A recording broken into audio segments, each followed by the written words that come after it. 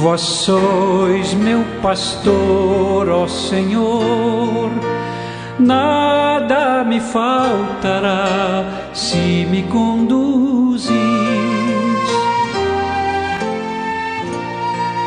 Em verdes pastagens feliz eu descansei, em vossas águas puras.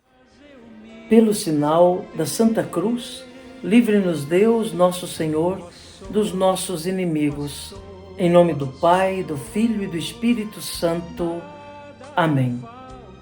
Que a graça e a paz de Deus, nosso Pai Criador, do Senhor Jesus Cristo, nosso Salvador e Redentor, e do Espírito Santo, fonte e alma da Igreja, esteja com você, meu irmão, com você, minha irmã, porque bendito é o Deus que nos reúne sempre no amor do seu Filho, nosso Senhor Jesus Cristo, o ressuscitado. Te saúdo nesta quarta-feira da segunda semana do tempo da Quaresma. Hoje é dia 8 de março, quando a Igreja celebra a memória para a comemoração de São João de Deus. Contamos então com a oração e a intercessão de São João de Deus de um modo muito especial no dia de hoje. Para rezarmos melhor, ouvindo a palavra de Deus e a palavra da Igreja, clamemos a ação e a unção do Senhor que dá a vida. Vinde, Espírito Santo, enchei os corações dos vossos fiéis e acendei neles o fogo do vosso amor. Enviai o vosso Espírito e tudo será criado, e renovareis a face da terra. Oremos. Ó Deus, que instruístes os corações dos vossos fiéis com a luz do Espírito Santo, fazei que apreciemos retamente todas as coisas, segundo o mesmo Espírito, e gozemos sempre da sua consolação. Por Cristo Senhor nosso. Amém. E neste dia 8 de março, meu irmão, minha irmã, a Igreja na sua liturgia nos traz o Santo Evangelho. O texto do Evangelho de hoje está em São Mateus, no capítulo 20, nos versículos de 17 a 28. Ouçamos atentamente essa palavra de Deus que fortalece a nossa caminhada. Proclamação do Evangelho de Jesus Cristo segundo Mateus. Glória a vós, Senhor. Naquele tempo, enquanto Jesus subia para Jerusalém, ele tomou os 12 discípulos à parte e durante a caminhada disse-lhes: Eis que estamos subindo para Jerusalém, e o Filho do Homem será entregue aos sumos sacerdotes e aos mestres da lei. Eles o condenarão à morte e o entregarão aos pagãos para zombarem dele, para flagelá-lo e crucificá-lo. Mas no terceiro dia ressuscitará. A mãe dos filhos de Zebedeu aproximou-se de Jesus com seus filhos e ajoelhou-se com a intenção de fazer um pedido. Jesus perguntou: O que tu queres? Ela respondeu: Manda que estes meus 2 filhos se sentem no teu reino, um à tua direita e outro à tua esquerda. Jesus então respondeu-lhes: Não sabeis o que estáis pedindo? Por acaso podeis beber o cálice que eu vou beber? Eles responderam: Podemos.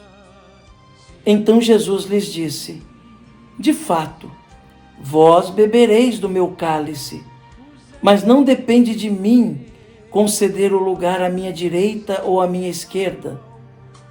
Meu Pai é quem dará esses lugares àqueles para os quais Ele os preparou. Quando os outros 10 discípulos ouviram isso, ficaram irritados contra os dois irmãos. Jesus, porém, chamou-os e disse: Vós sabeis que os chefes das nações têm poder sobre elas, e os grandes as oprimem. Entre vós não deverá ser assim. Quem quiser tornar-se grande, torne-se vosso servidor. Quem quiser ser o primeiro, seja vosso servo. Pois o Filho do Homem não veio para ser servido, mas para servir e dar a sua vida como resgate em favor de muitos. Palavra da salvação. Glória a vós, Senhor. Que pela palavra do Santo Evangelho sejam perdoados os nossos pecados. Amém. Meu irmão, minha irmã, ouvimos neste Santo Evangelho como Jesus começa a explicar aos seus discípulos aquilo que haveria de acontecer com ele quando chegassem a Jerusalém. Já estão em marcha para Jerusalém, a cidade santa. E Jesus sabe as consequências da sua missão. Jesus sabe que haverá, sem dúvida nenhuma, uma reação por causa do conteúdo do seu ensinamento. Jesus sabe que muitos estão dispostos a tirar-lhe a vida por causa da verdade que ele anuncia, por causa das estruturas que ele abala com o seu ensinamento, com a sua missão. Por isso ele começa a preparar os discípulos e diz: estamos indo para Jerusalém. E lá não será fácil, não. Serei entregue nas mãos dos judeus. Me perseguirão, me maltratarão, me entregarão nas mãos dos pagãos para que eu seja morto. Mas vou ressuscitar ao terceiro dia. A verdade, meu irmão, minha irmã, é que já há 3 anos ele convive com aquele grupo de discípulos, ensinando a eles a verdade do seu reino. Mas eles ainda não tinham compreendido o que significa ser rei para Jesus, o que significa o reino de Deus. Aliás, os discípulos só vão realmente perceber o que significa o reinado de Deus e que tipo de reinado Jesus estava instaurando e que tipo de rei ele realmente era depois da ressurreição de Jesus. Jesus tinha explicado, Jesus tinha ensinado, mas eles ainda imaginavam o reinado de Jesus como um reinado temporal. Imaginavam que Jesus seria um rei político. Esperavam isso de Jesus. Por isso, estão com o coração fechado para escutar aquelas palavras que Jesus estava dizendo. Jesus estava indo para Jerusalém e ele dizia isso para morrer. E eles estão preocupados com poder. A mãe de João e Tiago se aproxima para ser uma intercessora por eles. Pede a Jesus que lhes dê os lugares melhores no seu reinado, que os coloque como ministros no seu reinado, porque ela também, como seus filhos, compreende que o reinado de Jesus será um reinado temporal, um reinado político, que tomaria nas mãos o poder para destruir os romanos e governar com pompas Israel. Não tinha entendido nada também. Por isso que Jesus questiona aqueles 2 discípulos: por acaso vocês podem beber do cálice que eu vou beber?